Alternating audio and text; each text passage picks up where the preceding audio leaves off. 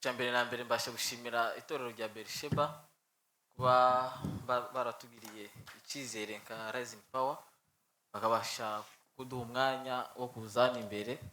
Imana mu ijuru weze umugisha cyane. Amen. Shimiye itorero rya Release kuba byabashije kwitaba iki gikorwa cyangwa se umugutano, nabo bagize neza cyane kuza. Turabishimiye nabo. Imana mu ijuru ibeze umugisha cyane. Shimiye abantu bose batuye muri Obri, namwe Imana mu ijuru ibeze umugisha cyane kuba mwabasha kuza.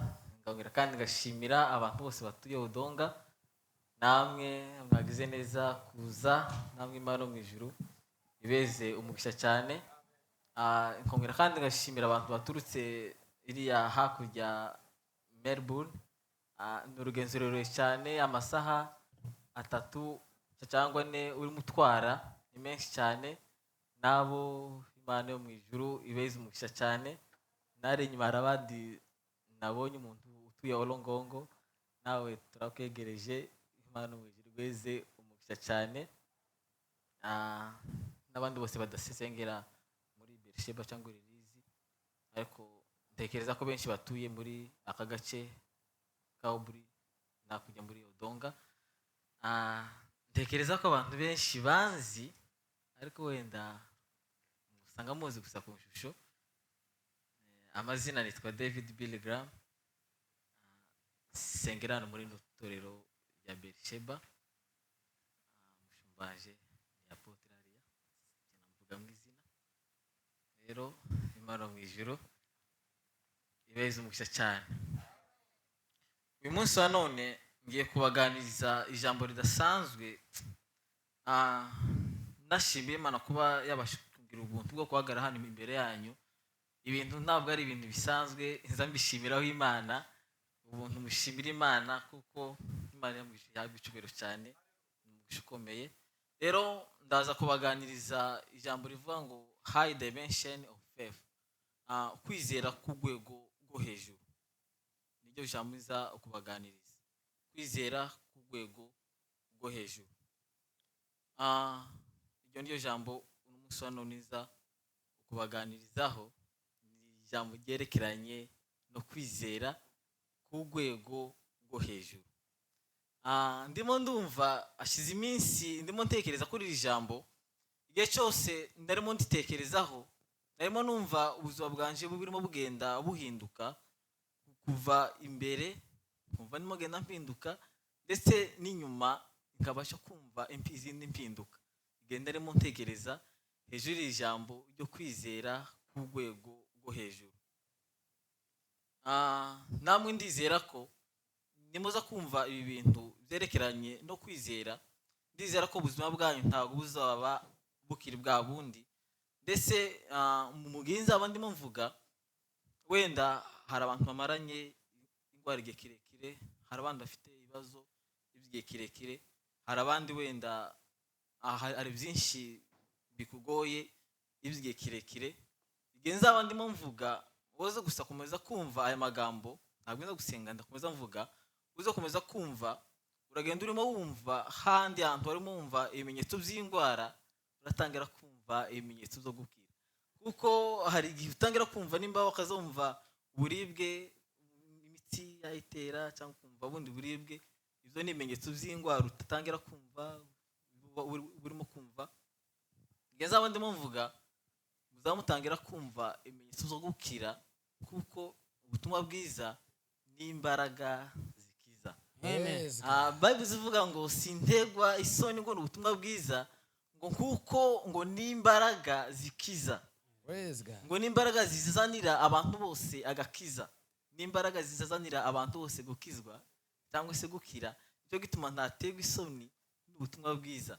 Rero mugenzi w'abandi ndimo kuvuga, muraza kumva murimo mugenda gukira indwara zari zimaze igihe kirekire, n'abandi bamaze igihe barwaye, muraza kumva murimo kugenda muhaye mukira. Ubundi Bibiliya mu Baheburayo ivuga igice cya 4 umurongo wa 2, aravuga ngo twese twumvishije iryo jambo, ngo ariko ngo ibo ngo ntigigeze irabagirira umumaro, ngo bataryakiranye umutima wizeye. burya ibikiza si amagambo abantu barimo kuvuga. Ibikiza ni uburyo bwo kwizera wakiriyemo ibyo bintu, ibyo nizo babasha gukiza. Ubundi gusenga, hari ikintu kimwe two kwibaza ati kuki dusenga. Ubundi gusenga, ubundi ariko dutekereza kenshi tukumva ko umuntu uzi gusenga ari wa muntu uzi gutondekeranya amagambo neza, akaba azi amakuru yose y'intambara za Kongo, akaba azi amakuru yose ahabera mu isi. Noneho bakatavuga ati buriya azumva amakuru cyane kandi dutora asenge. Noneho yaje gusenga akamatondekera za mibunda akamanuka, kubera ko azi intambara kundi yose yagenda, akagenda asenga nyine, akagenda avuga amakuru yose. Utaruye akavuga kumbe Shabijombo yarafashwe. Izo ngizo sinari mbizi, kubera ko yazumviye mu isengesho ry'ujya muntu nyine. Bagahita bavuga ati ubu uzi gusenga, ubundi uzi gutondekeranya amagambo neza. Ariko siko bimeze. Amen, praise God. siko bimeze. Gusenga siko bimeze. Nimuze gutekereza gusenga neza, ntabwo ari umuntu uzi gutondekeranya amagambo neza, ahubwo ni umuntu usengesha kwizera. Ahubwo ni umuntu, muraza kubyumva, ni umuntu ufite igicapo muri we, mbese akarimo ibintu arimo bona ibibazo, ariko iwe igicapo afite muri we ni igicapo cy'ibintu bizima. None mu gihe arimo asenga aba arimo kuzana cya gicapo cy'ibintu bizima, akabasha kubigaragaza mu buzima busanzwe, kugira ibyo bintu abasha kwambara umubiri. Nimba yaramubona umuntu urimo apfa, ariko iwe buryo arimo arebamo wa muntu, arimo abona ko ari umuntu muzima. None cya gicapo cy'umuntu muzima aranga iziriya, akaba ari cyo azana kugira ngo abashe kwambika wa muntu ishusho, wa muntu yenduka muzima. Mu gihe cyose uzoba urimo usengera ibintu, urimo ubona ko ibyo bintu ari ibibazo, ntabwo bizakemuka, ubundi ari ibibazo, kubera ko igicapo ufite ni icy'ibibazo gusa. Ariko mu gihe urimo usenga, uba ufite igicapo cy'ibintu bizima, ufite igicapo cy'ibisubizo, ufite igicapo cy'umuntu ukize, ufite igicapo cy'umuntu muzima. Mu gihe urimo usengera uwo muntu, wowe ukazana cya gicapo ufite, kugira ngo icyo gicapo kibashe kwambara umubiri. Uko niko gusenga rero. Naho abantu bazi gutondekera amagambo ni amakuru.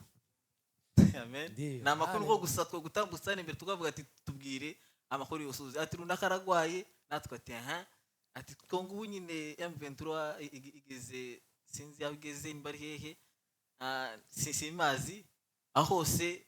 Ugatuhavuga ati ati ibijombo bibogobogo zarafashwe. Abantu bagatavuga ati aho ni amakuru urimo utondera abantu, kuko muri wowe uracyafite cya gicapo gusa ko Shabijombo yifashwe bibogobogo naratifatwa, ahandi naho ahita hafatwa, kuko ufite igicapo gusa cy'ibyago cyangwa ibibazo bikomeza gutera. Icyo gihe uzorimo kukutubwira amakuru, kuko abandi bose twatambutsa umuntu uzi kuvuga amakuru neza, akabasha kutubwira amakuru. Cyangwa se tuvuga ati runaka aragwaye, ati itorero rimeze gutya, ibi bimeze gutya, ukadutondera amakuru, abantu nyine bakakumva. Ariko ugifite igicapo cy'ibyago, nta kintu na kimwe cyabasha guhinduka. Rero nicyo gituma ngiye kubaganiza hejuru y'ijambo kwizera ku rwego rwo hejuru cyane, high dimension of faith. Rero twese hano dutekereza ko dukunda ifaranga, siko? Banasifiwe. Praise God. Hari abantu bazakora amasaha akifuza yuko Imana yazongeraho amasaha y'umunsi. Nimba ari amasaha 28, Imana igitavuga ati ahwere n'umunsi amasaha abaye 30 ku munsi, kugira ngo azokure aya masaha yose. Nyine aba yumva ko bakongera amasaha, nyine akumva ko amasaha 28 ari makeya. Ariko nyine tugatekereza ko twese dukunda ifaranga, ariko bireze neza wasanga twese nta n'ukunda ifaranga. Amen. Amen. Kubabwira muraza kubyumva. Urabona ikintu cyose kiduhesha ubuzima, dukora imbaraga zose zituma tubona icyo kintu. Urabona ubu nyine ifaranga zo kwa Mobutu ni ifaranga, siko? Wowe zizazana na Australia, zagira icyo zifasha umuntu imigambi ya hano. Urufaranga kwa Mobutu riya bakaruzana hanga Australia, barangiza ukaja muri Coles aho se hehe, cyagira icyo kigufasha, ahubwo bihita baja kugufunga bavuga ati uyu nguyu n'umwese. Kore kuzijya ni ifaranga. Igituma dukunda ifaranga ni kubera ko tuzi ko arizo ziduheza ubuzima. ubu nyine bahindura bagahita bavuga ati wera uno munsi ntabwo usongera kandi ukoresha kijya kintu cyitwa ifaranga, turahinduye tuba dukoresha wenda urugero amakaramu. Amen. none uko babona ikaramu iyo bitigira agaciro gakomeye cyane mu buryo twaza dukora kugira ngo tubone ikaramu, kugira ngo idufashe kubaho, mbese kubaho mu buzima bwa buri munsi, kuko izo bigize agaciro gatuma tubaho. Siyazi ko kuko igituma dukonde ya noti y'urufaranga ni kubera ko igura inzu nyine ikadufasha mu bikorwa bisanzwe tukajya kubwo turufite, ariko baruhindura bagatavuga tubere no munsi ino karamu niyo uzoza ukora shift uhembwe ikaramu, ukora shift uhembwe amakaramu. Ntago kongera gusaba ibiki yo kwandika ntago kongera gusaba ikaramu yo kwandika, ahubwo abantu bazaba bazibika, izobona abantu bamwe bazazibika muno ifaranga mu buryo yaziharura akazamenya ngo iyi ni $10 iyi ni $100 mu buryo azivunjira mu mfuko. Nizi biki wazivunjira mu mfuko ukavuga ati ni karamu ihenze cyangwa iyi ni karamu ihendutse, ukamuzivunjira nyine mu mfuko kubera ko ubuzi ko aricyo kintu gituma ubaho. Rero ga nicyo ngiye gusomera ijambo Abakorinto ba kabiri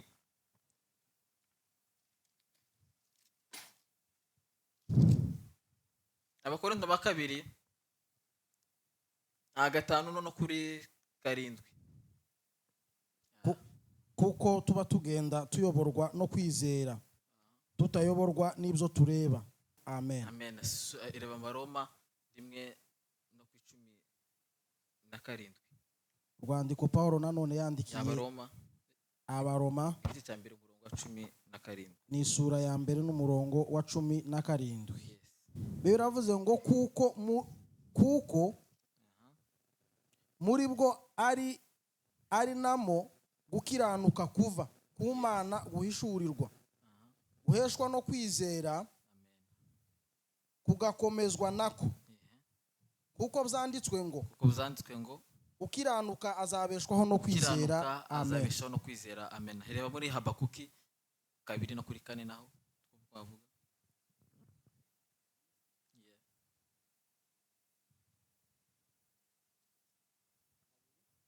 no kuri 4.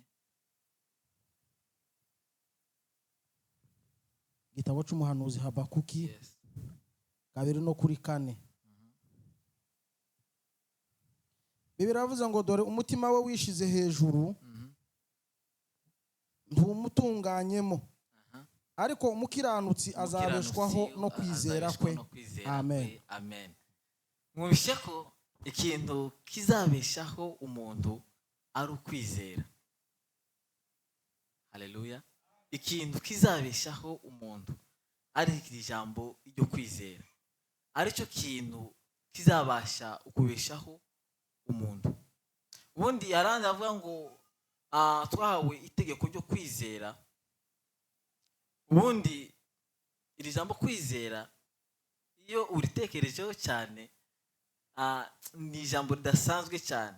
Ubundi iyo bivuga ngo itegeko ryo kwizera, ubundi ijambo itegeko hari igihe dutekereza ko amategeko Imana yabasha gushyiraho amategeko kugira ngo izatwike bamwe abandi ibatware mu ijuru. Haleluya. Uko niko abantu benshi batekereza. Imana yabasha gushyiraho amategeko kugira ngo abantu bamwe izabatwike abandi bantu ibatware mu ijuru, ariko usomye Bible neza usanga atari cyo kintu Imana yabasha gushyiraho amategeko, cyangwa se ijambo itegeko ntabwo ari cyo kintu ibasha kuvuga. Itegeko ni ikintu kibasha guhishura ikibitse mu muntu. Iyo hataza kubaho amategeko 10 ntabwo twari kumenya ko turi abanyabyaha. Urumva ya mategeko niyo abasha kuduhishurira ko turi abanyabyaha. Mu gihe usamana, mu gihe wica, mu gihe ubwira gute uhita umenya ko uri umunyabyaha. Ya mategeko niyo abasha kukumenyesha yuko ikintu gikurimo kikabasha guhishuka kikaja hanze. Mbese Imana abasha gushyiraho amategeko kugira ngo abashe guhishura ikiri mu muntu. Nimba Imana ivuga ngo itegeko ryo kwizera, itegeko ryo gusenga, n'itegeko ry'urukundo. Imana ibishaka kuvuga, ibishaka kugaragaza, ibishaka guhishura ikibitse mu muntu. Bwana siwe sana. Amen. Rero iri jambo ryo kwizera, ugahita wibaza ngo ese kwizera ni iki? Ikintu cyabasha ukubeshaho umuntu we wese hano mu isi akabasha kubaho bikurikije mu kwizera. Ubundi Satani nawe ni umuhanga, nawe mu bintu byose akora abasha gukoresha kwizera. Ibyo ngibyo muraza kubikuzumva neza. Satani kugira ngo abashe gushika ku migambi yiwe, nawe akoresha kwizera k'umuntu. Nonoga aza guteza ibyago akabasha kumvisha ko bijya byago ari ubuzima bwawe. Noneho nawe ukagera ku rwego ubasha kuzumva neza, warangiza bijya byago nyine bigahinduka ubuzima bwawe. Mbese aza kuzana ahantu utabasha kumva ko ibyo urimo ugenderamo byabasha gukemuka, ndetse wanagerageza no kumva ko bijya bintu byakemuka, agahita akubwira ati bino bintu ntabwo bizakemuka, ati wowe ushobora gupfa tu. Agahita kwereka ko nyine izo ngwara ari izawe, ibyo byago ari ibyawe, ibyo ngibyo ni ibyawe. Nawe ukagera ku rwego ubasha kwizera bya bintu neza, wamara kuzumva warangiza bijya bintu ukabasha kubigenderamo. Ubundi kwizera ni iki? Haleluya. Amen. Ayisomye mu Baheburayo igice cya 11 umurongo wa mbere, aravuga ngo kwizera ngo nukumenya rwose ngo udashidikanya ngo ibyiringirwa cyangwa se ibyo urimo utekereza ko ari byo kuri, mbese ibyo urimo ubonesha amaso yawe byinshi atari ukuri. Urimo ureba umuntu arimo apfa, ariko we kubwo kwizera kubw'igicapo ufite muri wowe ugahita wumva cya gicapo ari cyo kuri, bya bindi bizaza abantu barimo gupfa ugahita ubona ko ari ikinyoma. Kwizera no kumenya rwose udashidikanya, kwizera no kugira igicapo muri wowe, no kugira image, no kugira ishusho. Wamara iyo shusho ufite muri wowe ukabasha kumva ko iyo shusho ari yo kuri, bya bindi urimo urebesha amaso byose si ukuri. Haleluya. Amen. Mbese nicyo gituma umuntu nicyo kimubeshaho. Iyo ufite igicapo cy'ibintu byawe ko birimo gupfa, iteka bizahora bipfa, kubera ko icyo gicapo ufite nicyo kibasha kugaragara mu isi y'umubiri. Hallelujah. Ukomeza gutekereza ibintu cyane, ubizana bikambara umubiri, warangiza ugatangira kubigenderamo. Ubundi twese kamubwira ijambo, ubundi twese dutekereza ko ntabwo bishoboka ko umuntu yabasha kugendera hejuru y'amazi, siko? Kandi dutekereza ko ntabwo umuntu wese yabasha kugendera hejuru mu kirere, nyine yatambuka agatambukanye n'ibintu uko nguko. Izo ngizo twumva ko ntabwo bishoboka, ariko izo ngizo usanga bishoboka. Ni kubera ko ni twebwe tudashobotse ahubwo, ariko ibyo bintu birashoboka. Ibi biri muri Bibiliya. Matayo igice cya 14 umurongo wa 27 kugeza ku 231 havuga amakuru ya Petero. Noneho Yesu yarimo atambuka hejuru y'amazi. Petero aramubona. Petero amaze kumubona atanamubwira ati Jesus, ati rero nanje tegeka inzaho ngaho nimba koko utari umuzima. Yesu aramubwira ati Petero, ati ngwino. None Petero atera intambwe ya mbere, atera ya kabiri, umuhengero bamwinshi. Petero ahitagarura ubwenge, ahita yumva ko bigiye ibintu bidashoboka. Avuga ati ubundi kugendera hejuru y'amazi ntabwo bishoboka. None Petero ahita atangira gutibuka indani. Petero atangiye gutibuka indani, Yesu amufata ukuboko aramubwira ati Petero, kuko ubwira kwizera gukeya, kuko Petero ufite kwizera gukeya, wari wagendera hejuru y'amazi bari mutambuka, bizakugendekeye gute? Kubera ko Petero asubiza ibitekerezo inyuma, yumva ko bidashoboka. Haleluya. Urugero tumubona ubwato bwakozwe abantu n'abakoze ubwato, siko?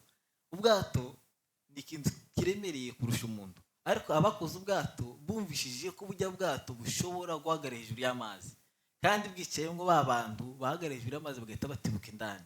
Nonoga bahita bubaka bwa bwato, basereka tureke ubwato bw'abazungu. Hari abantu bamwe bazova ko bafite tekinoloji, ati bifite ibyuma bituma bamutera menshi, reka tureke ubw'abazungu, tuvuge ubw'abanyafurika, bwa bundi bw'ibiti bw'imbaho.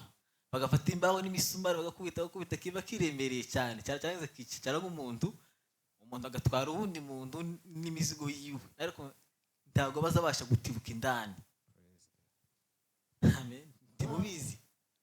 Amen. Benshi hano barayibonye, ntabwo kiza kibasha gutibuka indani, kandi kiremereye cyane, kandi cyemwa babantu baza batibuka indani iyo bashaka guhagarara hejuru y'amazi. Ni kubera ko wakoze cya kintu yumvishije ko gishoboka, natwe rero gatuvuka tuzi ko bishoboka, nicyo gituma biza bishoboka.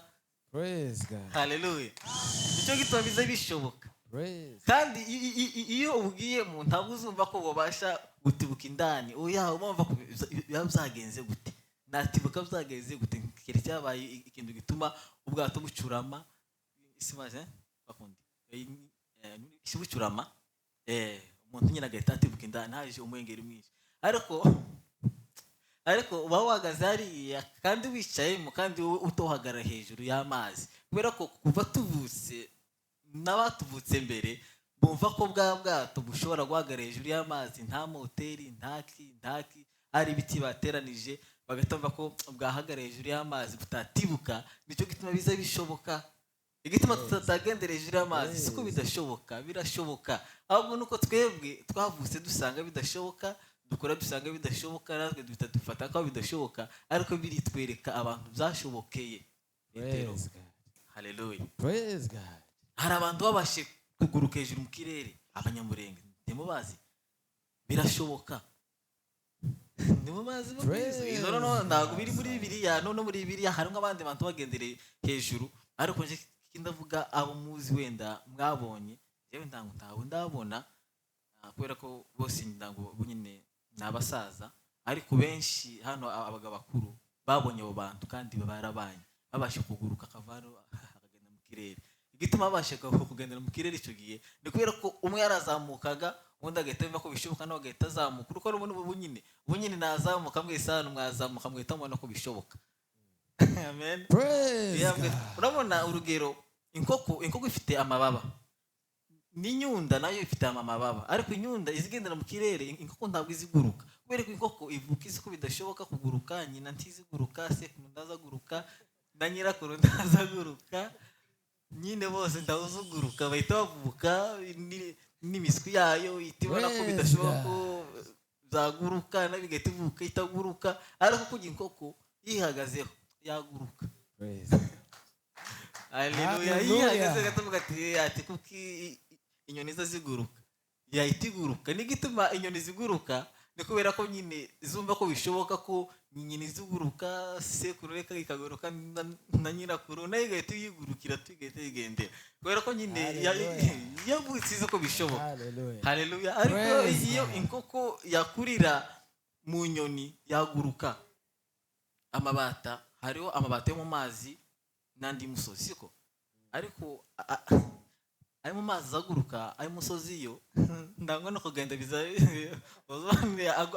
agowe no kugenda si ibyayo, uzumva bategenda gutya, ugatuma nyine batari ibyayo nyine kugendera ku butaka. Niyo aho yirukana ndagumaze konti zigenda kuriya nyine uzabona nyine ibati itahiva hwiri ngo nyine yirukanka agera ubwe ikagerageza kuguruka, igahita yumva ko bidashoboka, igahita yitura kandi hasi ikirukanka. Wayirukana cyane ikagerageza abe n'inkoko, iyo urimo kuyirukana izirukanka ikaguruka igahita yitura hasi, mbese iyo igurutse ihita ibona ko ntibishoboka ko naguruka, reka nje hasi, ikirukanka.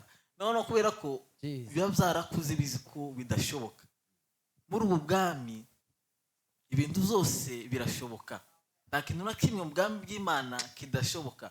Ahubwo ni twebwe tutaragera ku rugero aho tubasha kumva ko ibintu turimo byose bishoboka. Haleluya. Aho nicyo gituma tuba mu bintu tukumva ko bidashoboka, ariko igihe twagera ku rugero rwo kumva ko ibintu bishoboka, waza ushikandu nyine ibintu bigahita bishoboka, washikandu ibindi bigashoboka. Habe na burya hari abantu muzi bo muri Bibiliya nyine akabura agahita ashikandu agahita abura nyine akisanga ahandi hantu. Ujya wabashe kubatiza inkoni Filipo, muvuga Filipo ati yamfashe aranabatiza inkoni ikintu kiyayishakisha irebe Filipo aciye irabura, Filipo itayisanga ahandi hantu. Siko birivuga. Byose birashoboka, nuko twebwe twumva ko bidashoboka. Icyo nicyo gituma nyine ibintu bimwe bimwe bitaza bidushobokera, ariko nicyo gituma Imana iziva ngo ntabwo uzabasha gushoboka ngo umuntu wese ngo utizera ngo yabasha ngo kunezeza Imana. kubera ko izi ko ikizababeshaho ni ukwizera. Umuntu wese azabeshwaho no kwizera. Abinabiri zivuga ngo musenge, nimara gusenga muhite mwizera ko ibyo mwasabye mwabihawe. Urumva naho gusenga kuvuga gusa udafite igicapo cy'uko ibyo bintu bishoboka ntabwo bizakunda. Abi ni wosenga usanga ari igihe abantu baze binjira amasengesho y'iminsi nka 40 agasenga arangiza ati muzazana hano abagwayi abashe kubakiza.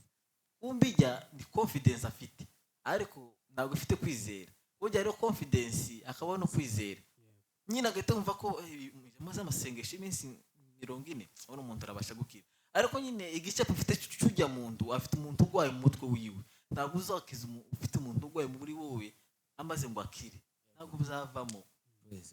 Habe no wasenga amasengesho y'iminsi 90 n'igihumbi n'ijana urimo kukuvuga nguko gusa wafata umwanya ukifungurira mu nzu ukirwaye uvuga abarangiza ukaja kurya kandi ukagaruka ukavuga.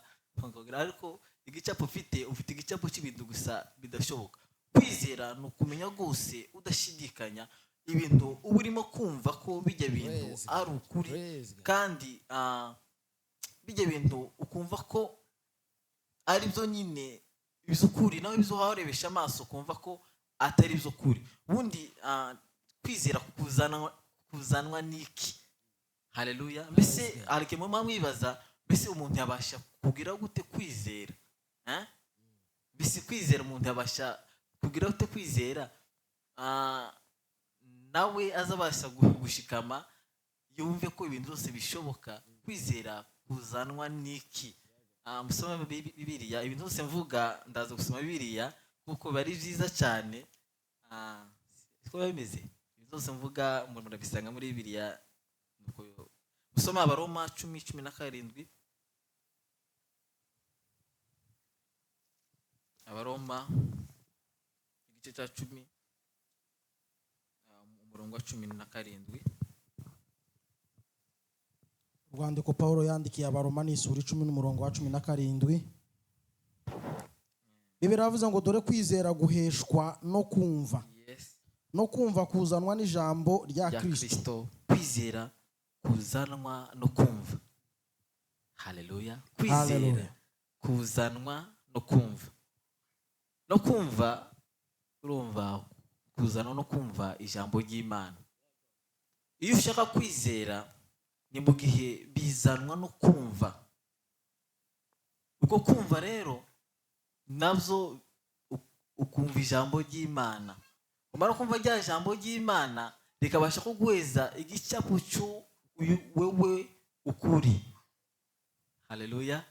Rya jambo ry'Imana iyo yubishije ribasha kuguheza igicapo, noneho cya gicapo ijambo riguhaye akaba ari cyo gicapo ubasha kumva kurusha bya bindi uri mureba.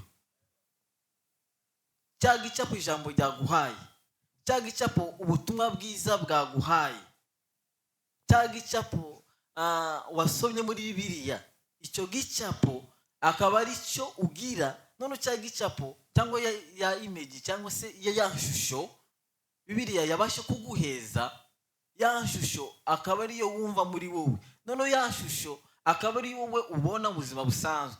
Nonoga mu gihe hari ibyago wowe ufite ishusho y'ibintu bizima ijambo ryaguhaye. None bijye ibintu bizima ijambo ryaguhaye akaba ari byo ubona, ndubone ibyago bihari. Haleluya. Mu gihe abandi bose barimo kumva ko byacitse, abandi bose barimo kumva ko babapfuye, barimo kumva ko ibicika byabaye, wewe uko ufite igicapo ijambo ryaguhaye, icyo gicapo akaba ari cyo ugendana. Ukazuvuga ati mu bwami bw'Imana ibintu byose birashoboka. Ariko barebesha amaso yawe ugatubona bati ibintu byanze, kubera ko nukomeza kurebesha amaso yawe uzakomeza ucika intege. Ariko uzoza ugendesha kwizera, wumve birivuga ngo tugendeshwa no kwizera. Abakorinto 2:5 no kuri 7. Tugendeshwa no kwizera, ntitugendeshwa n'ibimenyetso turimo tubonesha amaso yacu. Iyo turimo tumenyesha amaso yacu zishini kinyoma cy'umugwanizi Satani abarimo kutwereka kugira ngo tuzizere ko ari ukuri nemara tubibemo. Ariko cya gicapo ijambo riduhaye akaba ari cyo tugenderamo, cyo gicapo tukakigenderamo. Wabaza ugenda abantu bavuga ati turiya muntu ni umurwayi, waba bari bakavuga ati ninde murwayi, ninde wabeshya ko ugenda umurwayi, nje ndi muzima, kubera ko ijambo rikwereka ko uri umuntu muzima. Hallelujah. Haleluya. Praise God. Ijambo rikumvisha ko wowe uri umuntu muzima, ntabwo uri umurwayi. Watambuka ugatuvuga ati nje ndi muzima. Abandi bavuga ati buriya muntu ni umurwayi, ugatubabwira ati ndabishya ko nje ndwaye, nje ndi muzima. Bwana siwe sana. Kuko igicapo ijambo riguheza ni igicapo cy'umuntu muzima. Abandi bavuga ati biracitse, ugatuvuga ati bicitse hehe? Bicitse hehe? Ahubwo nimba bicitse iwawe bikomeze bicike iwawe, njyewe ntibanje ntabwo bicitse, kuko muri Bibiliya nta bicitse biba ku Mana. Ibintu byose muri buno bwami birashoboka. Mubiri kubera ko ikizatubeshaho ni ukwizera. Mu buryo iyo wizeye ko ibyo bintu bicitse nyine bicitse, nibyo bizakubeshaho. Tubeshejweho no kwizera, be kwizera kubi cyangwa se kwizera kwiza. Wizeye nabi ku bintu bicitse, biba bicitse, dupfuye tuba dupfuye, nyine uzakomeza wawupfa. Haleluya. Ubwo ibintu ari bizima, unyine je ndi muzima, biracitse ariko iwanje ndi muzima. Haleluya. Uko niko kuri kw'ijambo imbere y'Imana, ibintu zose birashoboka.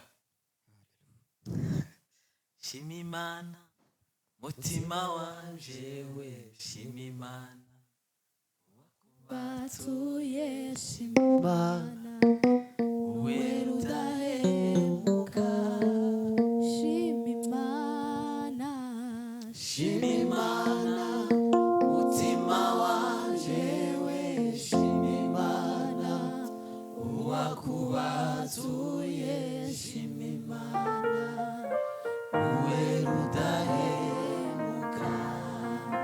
nari kure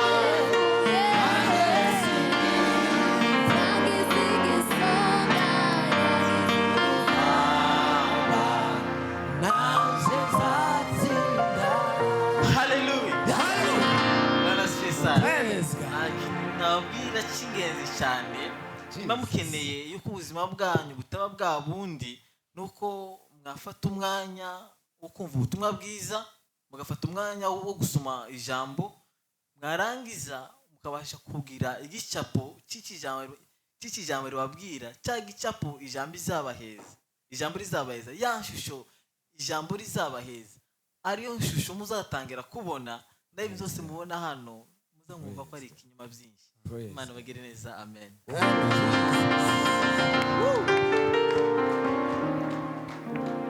batubwiye ngo kugira ngo bishoboke ni ukuzana igicapo kijanye n'uko ushaka. Igicapo kivuga ngo birashoboka. Asante. Bwana sifiwe. Amen. Igicapo ni sawa. Amen. Kugira ngo bishoboke ni ukugira kwizera gufite ishusho ushaka kuko biba kwa kundi ushaka. Amen. Hello. Bwana sifiwe. Amen. Haleluya. Hallelujah.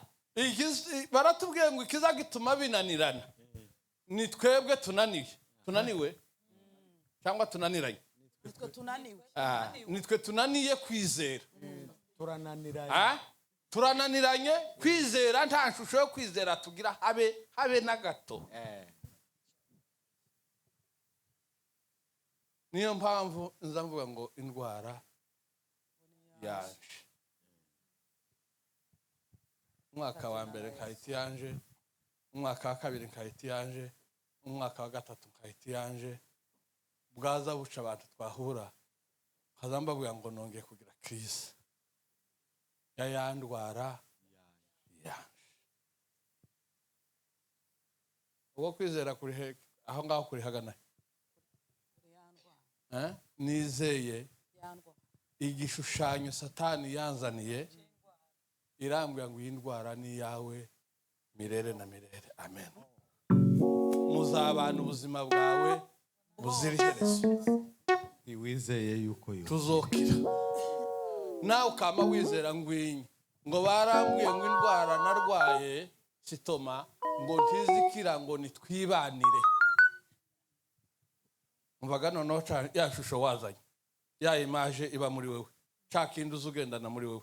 Iyi sitoma yanje ntizikira kubera ishusho Satani yazanye, arayikwinjizamo, nawe urabyakira, urabyemera. Kandi hariho abandi sitoma yakize. Amen. Bwana sifiwe. Amen. Haleluya. Haleluya. Kubera kutagira icyo gicapo, kutagira icyo gishushanyo, inzavuga ngo sitoma yanje ntizikenera no kurya n'ibishimbo. Umva ke itangiye kugwaga amakondisi. Tukarye nibi. Ariko baratubwiye ngo kugira ngo bishoboke nuko tugira kwizera. Amen. Bwana sifiwe. Amen. Haleluya. Hallelujah. Pastor uje gusenga aratubwirira Imana ngo Mana utwongerere kwizera.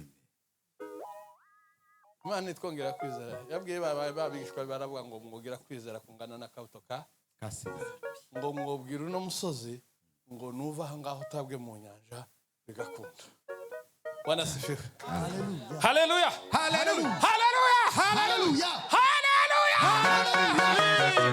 Umwana numvishe bamukoraho i Rwanda ngo pastor yarigishe nk'uku Bilgram yazatwigisha ngo aravuga ngo umuntu yogira kwizera ngo yobwira uno musozi ngo nuva aha ngo utabwe mu nyanja ngo bigakunda. Wa mwana ngo noneho kwa nyirakuru hari hirya y'umusozi taharangiza kandi yari mutoya kuya ngo azagere bigasa naho bigoye. Ngo abwira ngo aragenda abwira papa wiwe ngo nyamara pastor atubwiye ngo twogira kwizera twobwira uno musozi ngo nuva bigakunda. Kaza ndangiza kwa kaka binyoroheye. Bwana sifiwe. Amen. Isengo yamambwira ngo mwana sibene uko gababuze bite byawe wewe uyu musozi kuba twabaho twasanzuba iyi nyine iriyo ko wanyogokuru nukurinda kugera nta mpamvu zo kuwarangira ataya pasiteri niko yatubwiye none ganje ngiye kugira uko kwizera ahasigaye nitabikora niyo zaba yananiwe gukora naho njewe ibyo kwizera ngiye kubikora. Amen. Bwana asifiwe. Haleluya. Haleluya. Bwaca akabwira se ngo nagize ko kwizera. Mfite kwizera kuko uyu musozi hari umunsi umwe uzova aha ngaha kaza mbona kwa kakabyihuse. Satari kuri mwana bitebye. Ngo buce leta yameza birahareba. Yaravuga ngo ahantu hagomba guca umuhanda ni muri uyu musozi. Tugomba kuzana kartipirare ikahahinga uyu musozi ukavaho hakaza haca umuhanda. Amen. Bwana sifiwe. Amen. Haleluya. Hallelujah. Nimwumvinge ni uko Imana zibigenza. Imana kwezi bikora. Yaravuze wa muri byavuze ngo sinzamenye kwezi bigenza sinzi nuko kwezi bikora. Ngo ari kwico nzi gusa nuko ngwitegetse. Bwana sifiwe. Ngo bama bahinga barahingagura kakarango kose barakamara kama kabakantu umwana yazahagara uko aresha kose akamarangiza kwa nyira kuruguki. Abwira se ngo kwa kwizera kwanje ubu sigaye ndangiza kwa kakabuzira ibibazo buzira ingora. Bwana sifiwe. Twogera kwizera abavyeyi twogera kwizera kungana na kabuto ka sinapi. Twobwira imisozi iri imbere yacu twobwira ibibazo n'ingorane biri imbere yacu kandi bigakunda. Ikiza kitugora nuko dufite kwizera gukeya. Bwana sifiwe. Kwizera ngo nukumenya rwose udashidikanya yuko ngo bitazabura ko. Ngo nicyo cyatumye Mose ngo yanga kwitwa ngo umukobwa w'umwana wa Farawo.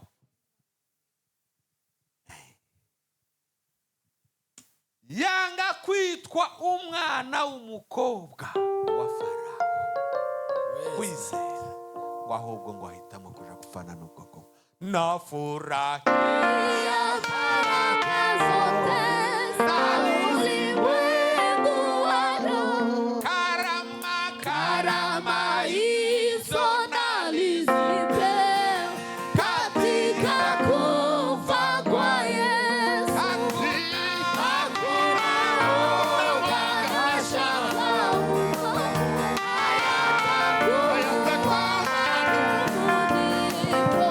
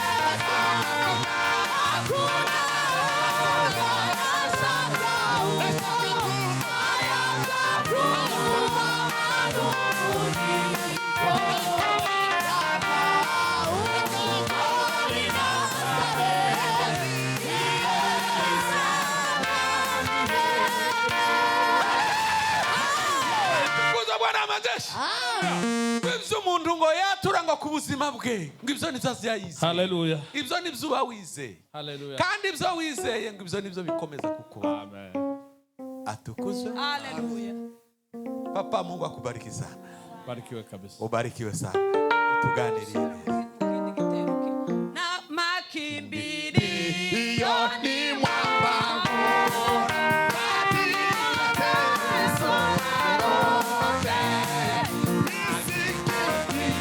Yeah.